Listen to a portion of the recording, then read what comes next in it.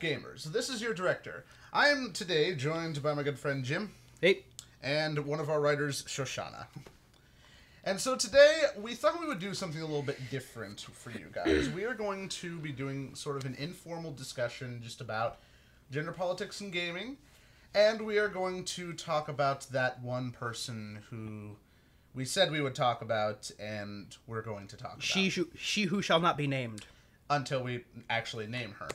So, today's episode, like I said, is going to be very kind of informal, sort of a very casual debate.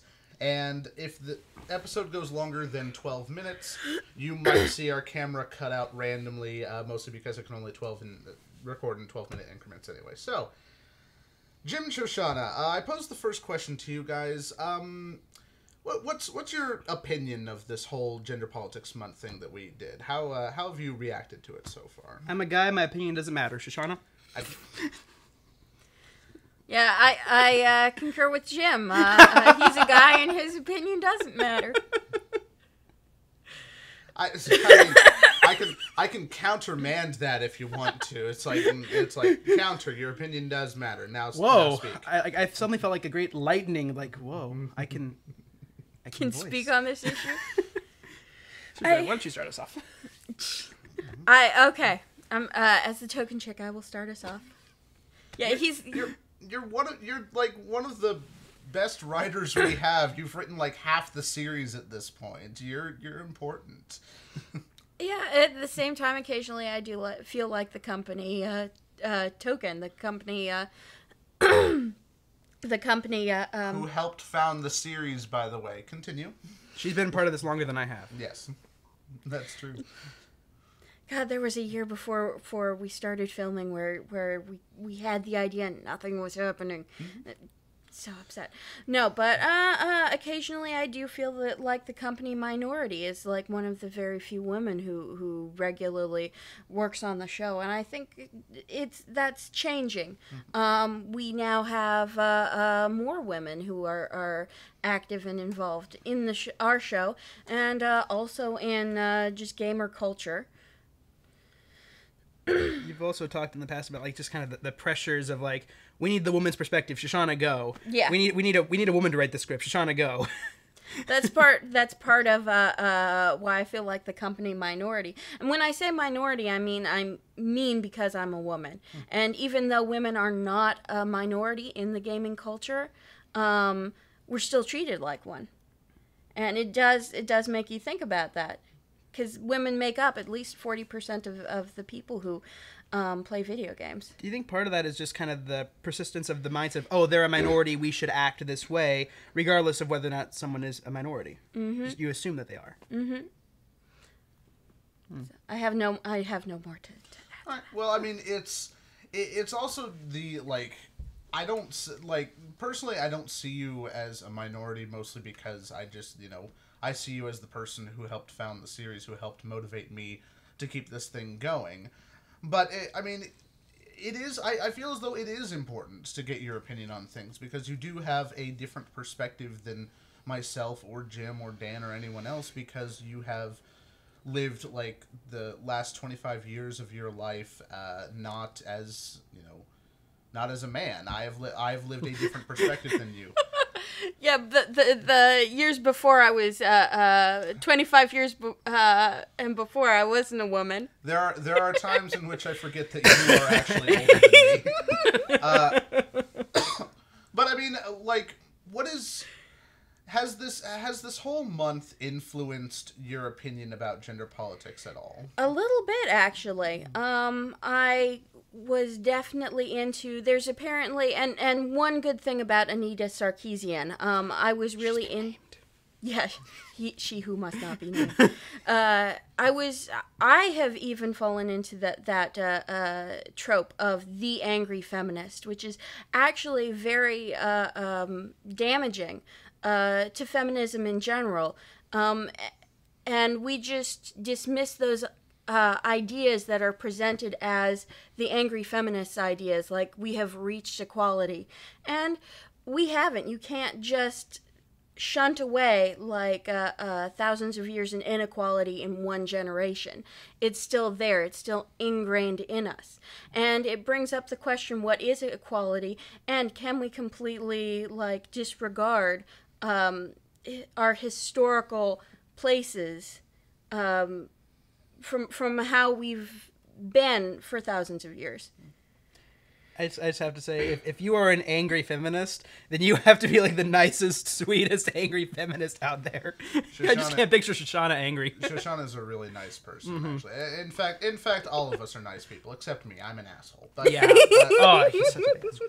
But it's, it's kind of an interesting perspective, because I feel as though my own perspective has changed drastically when it comes to gender politics. I mean, especially with when I first wrote Gamer Girl Syndrome, which to this day I still just kind of feel like was just sort of a grasp at trying to get a lot of views. That's basically what it was. It was talking about a topic that I know was kind of a buzzword topic, and I wanted to try and, get people to watch the show when it was first beginning. But in hindsight, I do really believe that my episode, it's hard to get a comfortable position on this futon, I do feel like my episode was maybe a little closed-minded, not quite what it could have been, but at the same time, the main reason why I haven't taken it down is because I believe in the same saying that Disney had with a lot of their banned episodes that used to show very racist stereotypes. Disney has recently unbanned those, saying that if you try and sweep those under the rug, ignore them, if you try and take those away, the problem is that you're ignoring the problem and you're trying to pretend that it doesn't exist. And so the fact that it still does exist is important enough for them to keep those videos going and for me to keep that particular episode up in general. That's a really good perspective. I like that. I feel like I've also learned a lot from all this. I mean, I'm part of the camp where when we first made that episode, I thought it was a good episode. I still do think that it's got, it's especially for one of our early episodes, and I think it's, there's nothing wrong with poking at stereotypes, things like that. But I've come to understand more the perspective of how that could be viewed as offensive, why people's feathers were ruffled from that episode. And I think that's ultimately our goal, is not only to entertain, but to to educate, to both, show people perspectives and to come to understand others through our work. So I do think that there is still a good deal of value in that. It's so funny that you guys mentioned that, because when we were first approaching that topic, when you were first telling me about this idea, I was really fairly against it. I wasn't entirely certain, and I didn't say that out loud as much as I really should have. Yeah. But it all made me uncomfortable, because you don't really know. I mean, it's such a contentious subject, what women should be doing in video games, or what rights we are given is even questionable. But later on, I've come to appreciate the episode a little bit more, from the standpoint of nothing should be off limits when you're talking about satire. And that's the other thing about being about trying to be offensive or doing something like that, is that you're going to get people to talk about it. So you're going to create a dialogue when you offend someone, because someone's going to come out and call you out on it, and then they're going to start talking about like what you've done wrong, and that I feel as though will lead into the discussion of the main person we were going to talk about today, the one, the only Anita Sarkeesian. So I'm going to give each person a small opportunity to talk about her without being interrupted, without anyone else saying anything. So we each kind of have a opinion about her that is either positive, negative, or neutral. And that's the reason why I wanted to do this, was because I feel as though we're going to be able to cover a fairly broad range of whether or not her influence on the gaming culture is important, whether or not the dialogue she's created is worth talking about, and whether or not she herself is, right or wrong about how she goes about this. So In no particular order, we'll just kind of go down the line. And Shoshana, would you like to start us off talking about Sarkeesian? Like this is where you find out the stances that we are going to take are not what you think they're going to be. So I am kind of the neutral party. She has a very shallow view of all of this stuff, and she doesn't really go in depth and find out the details of the characters that she's ripping on. I think other commentators within our society have done a better job doing what she's supposed to be doing, like the Jimquisition. I don't know that she's really damaging anything, because anytime you get people to talk about something, it's for the better. All right. Well, I guess I'm more on the negative, but still fairly neutral to some respect. I mean, let me just start by saying that I agree with the overarching issue, the idea that, you know, there are gender politics issues in gaming, that there are ways in which women are being treated unfairly, both in real life and in video games. So with Sarkeesian, I agree with the basic message. I tend to disagree more with her practice, and just, I know that there are a lot of, you know, nitpick, rage comments people can make at her, and I have watched a lot of the videos. I've watched a lot of people, you know, comment on, you know, well, you know, she talks down about, you know, the physical, you know, traits that distinguish a character as female, and she wears big hooped earrings and lipstick. I've heard people talk about how she takes, you know, people's Let's Play clips and doesn't credit them. I've heard people talk about her master's thesis, which, you know, they're all kind of pointing out ways that, you know, to discredit her. And I do think that there is some validity in that, but I don't think any of those things are enough to really cancel out her main point, her message. So my issue, and I tend to fall into the camp of, I don't like Anita and some of the ways she's doing things, but I agree with the message. I also agree with Shoshana's point about the way that she tackles some of the issues, some of the characters, for example, where she'll talk about, say, for example, in Double Dragon, I know one commenter pointed out how, you know, the woman gets, you know, taken, but at the end, she essentially, you know, just wham, uppercut, nut punches the bad guy as he's falling and pretty much breaks him in half.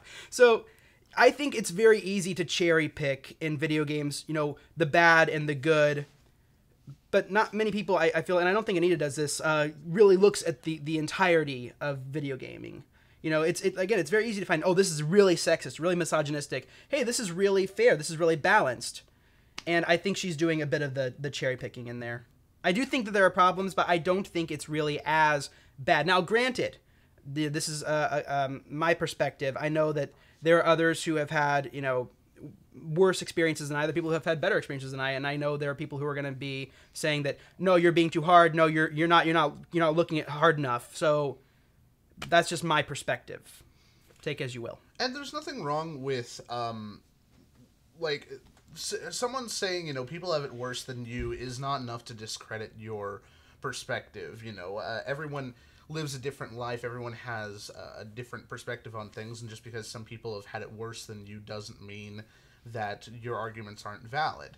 I come from a rather positive view of Sarkeesian, but not necessarily her, but about what she is creating within the world of the gaming culture, because a lot of her arguments are fairly valid. I feel as though she's helped influence some people in many ways, mostly just through the fact that she was the one person who really tried to tackle something like this.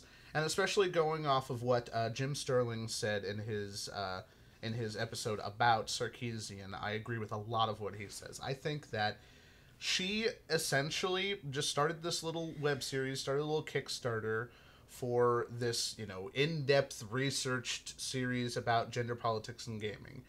If it had been successful, you know, just enough successful, her audience had come in and watched her, she would have done her series, she would have moved on her way, and the whole society probably would have ignored her.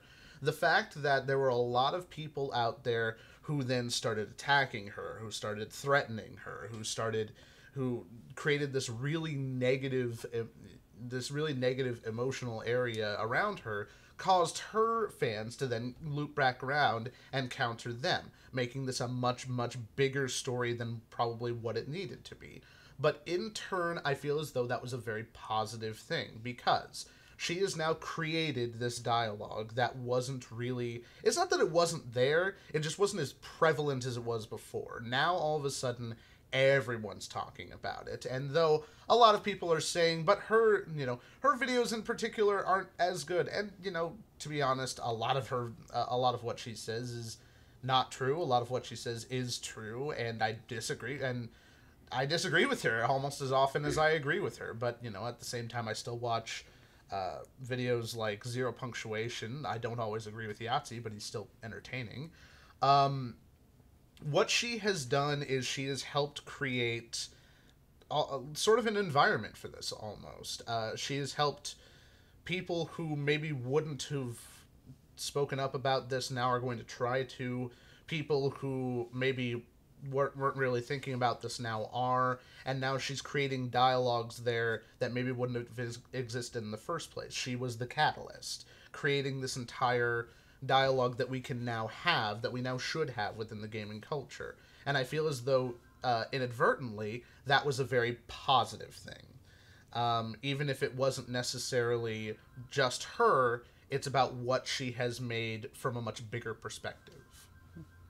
I love how we're all trying, not to praise or criticize her too much. We're all staying fairly neutral. Actually, yeah. Well, we are. I was about to say the exact same thing. Like, we should not have... We had differing opinions before we started talking to each other about what we were doing today. And we each influenced each other's opinion, and suddenly everybody's kind of neutral. And that's the great thing, and that's kind of like what we're doing here. We're sharing our thoughts. You'll reflect on that, combine it with your own thoughts, and maybe you'll change your minds, maybe you won't. And that's the point of human discourse. Yeah. But I love, what Ian said there about, how if people hadn't, been criticized, people hadn't been talking about it, wouldn't have, kept going, wouldn't have been fanning the flames, we wouldn't be talking about it now. We probably would never even heard of her. She would have flown right under the radar and would have been just another one of those, as I believe the comment section said it, Tumblr feminists is the phrase that you guys said.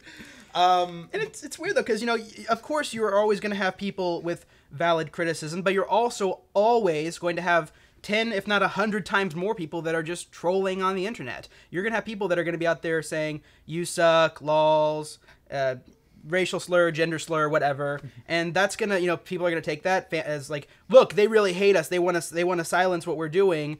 Come and, support us. And it's going to work. It's going to work every time. So there is a lot of just that fueling the fire and making it more popular just by criticizing sometimes, even if that's not what you're intending to do. I mean, fueling the fire, I don't know if I mentioned to you guys, I kind of understand what she did with, one, taking a year off before she released her first episode, and two, turning off the likes and comments. And I did not realize how really spectacularly caustic the gaming society, if you will, was towards women until I got involved and started writing for this series. Suddenly I realize there are all these articles about women being attacked in cons, and just the feedback that some women get can be so just venomous and poisonous. And if she was getting as much stuff as I heard she was getting, like I've heard of women, they somehow people find out their private numbers and they get calls, and there are threats of rape, there are threats of murder, there are all of these things. If that much stuff happened to me and I got like thousands of those threats, I would shut down for a year and have to reevaluate if I wanted to come back and do this. And, I totally would. And I would definitely turn off the likes and comments so that people couldn't continue with that venomous, poisonous stuff, because the video responses have probably been so much better than a Tumblr argument could be. I agree with you that video responses are can definitely be much better than basic comments, mostly because that gives you a chance to, like, I'm going to take a few minutes and talk to you about what I think about what you're saying. I'm not sure I agree with the likes and comments aspect, just because I feel like a part of this has to be that discourse. You're going to get some crap in the comment section. Anyone who's ever read a blog post, watched a YouTube video knows that comment sections can be cesspools of hate and rage, but you can also get some really good, really intellectual debates and discussions going in comment sections, and a lot of that can, just from their perspective of, I can learn a lot more about what I'm doing and how people are taking what I'm doing by looking at the comment section. Yeah, there's gonna be people who are like, new fag, blah, blah, blah, but you're also gonna get, you know what, you guys are doing a really good job, or, you know what, you guys should really try doing this next time, or work on that, or, hey, why do you think this, why do you think that, and I think that there is a lot of validity. I think if she had allowed comments, yeah, there would have been the same trolls that had been there before, but, there could have also been some really good stuff in there. And I kind of think it's one of that take the good, take the bad, don't throw the baby out with the bathwater, and all those other phrases. So I think it's important for free discourse. Personally, I've always found that the comment section is a fairly important thing, and that's one of the many reasons why I was kind of negative towards her in the first place, because I was having the same perspective that a lot of people had, that, oh, she's not allowing ratings and she's not allowing comments, but at the same time, over time, I've started to realize, if you watch a YouTube video and it has a lot of negative thumbs, even if it looks like it's professionally done, if it has a lot of downvotes, a lot of thumbs down, then you're probably going to skip over it. It's usually the ones that are, like, the ones that'll have a significant portion of dislikes, you'll be like, okay, that's kind of a controversial video. But if it's got more than 50%, or what looks to be more than 50%, or even, like, higher on the dislike scale, then you're probably going to ignore it altogether. You're probably going to just pass it by and go, oh, obviously, most of the people of this website don't seem to like that video, so you pass it on. And the comment section, Shoshana has a really good point with that, with the idea that the trolls will go in there and the trolls will try and screw with things. But especially with the integration of Google Plus into YouTube, which I have some mixed feelings about. That's a completely different thing that I won't talk about. The amount of trolling when it comes to YouTube videos does kind of seem like it's gone down a bit. And it's one of those things where I feel like only the truly dedicated people would have continued to comment on those videos saying, whatever the hell they were saying. And so it's one of those things where, because she's come out with like 5 or 6 videos now, from her series Tropes versus Women, and I feel like even the most persistent troll, even the most persistent a-hole on the internet, probably will just get bored of it after a while and sort of go on their own way. And you can also see that with her views, because her first video's gotten, over 1 million views pretty quickly, but then the rest of her videos are breaking just over a few 100,000.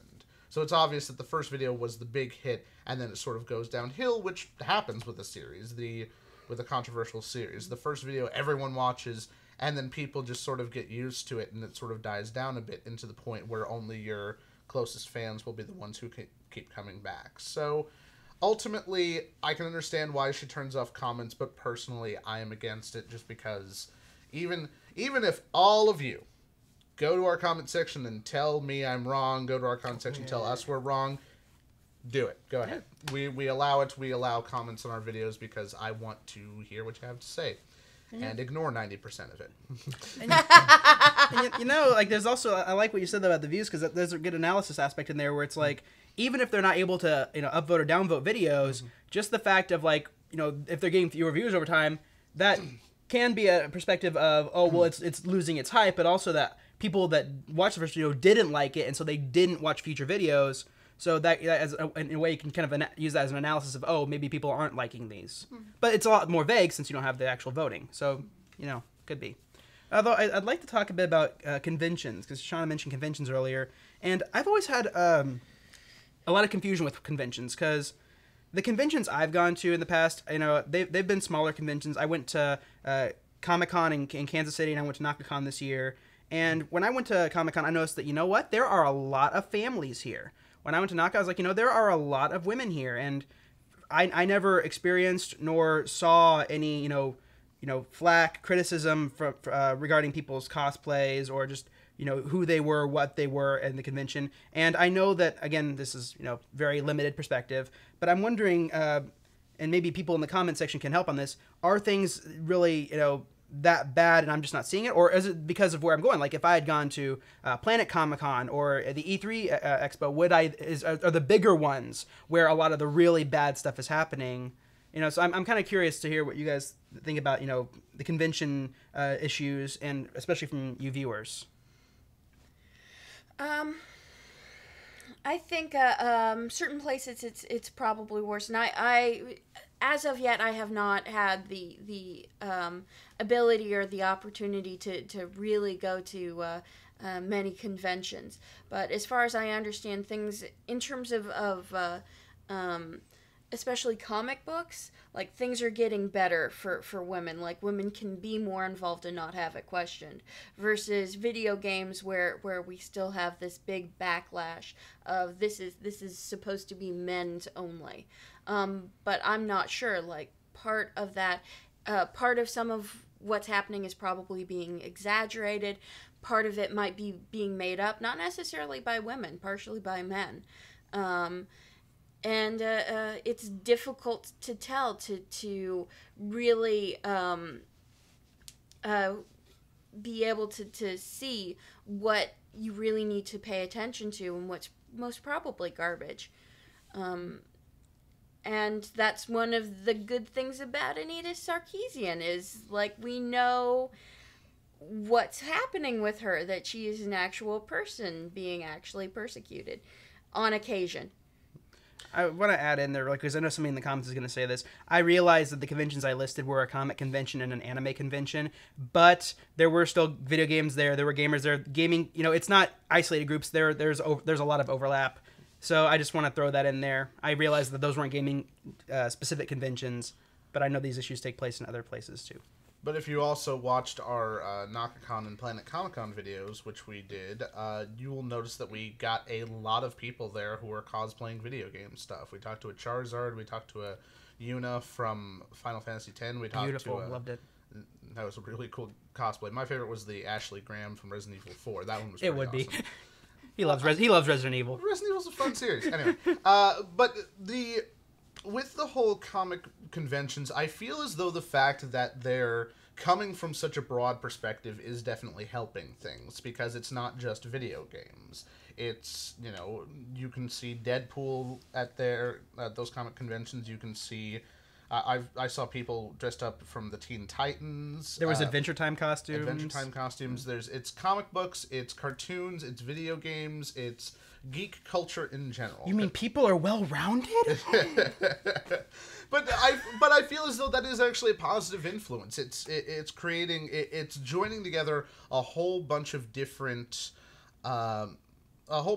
perspectives and a whole bunch of different things that people enjoy. There's a word that I'm trying to come up for and I'm not coming up with it, but combining all these cultures together is actually bringing about, I feel as though, more less discourse towards women. This is from a man's perspective. Take it with a grain of salt if you want to, but I feel like, in general, a lot of it comes from the anonymity of the internet, because no one knows who you are. The only reason you know who we are is because we're willing to put ourselves in front of a camera.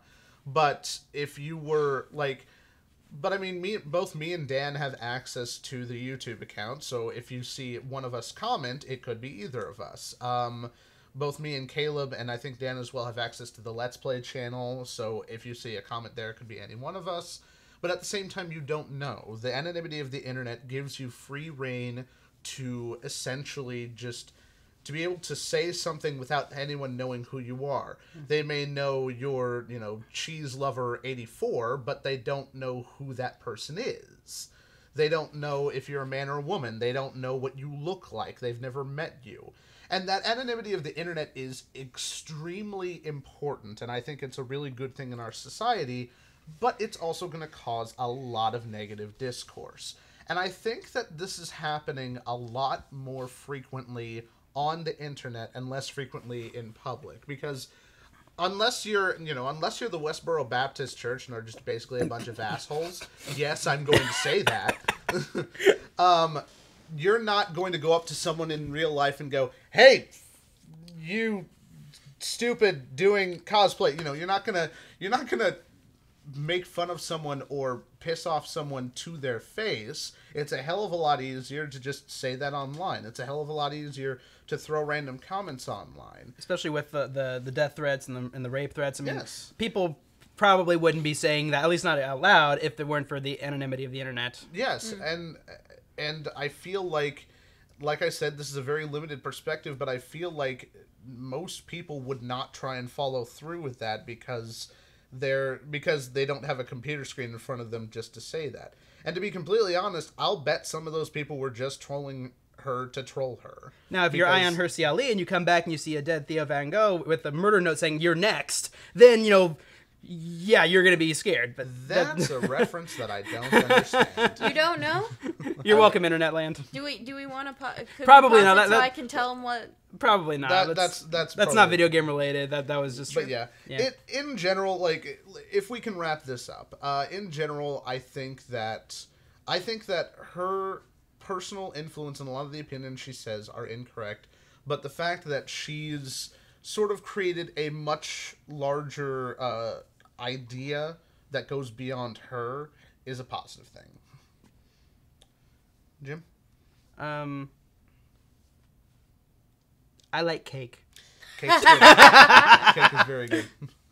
I think I disagree with her on a lot of subjects. I agree with her with some subjects. I don't think she really adds to the dialogue particularly, but I don't think she's hurting anybody by having her opinion. So you can't even have a dialogue if you're preventing comments. So you're having a monologue.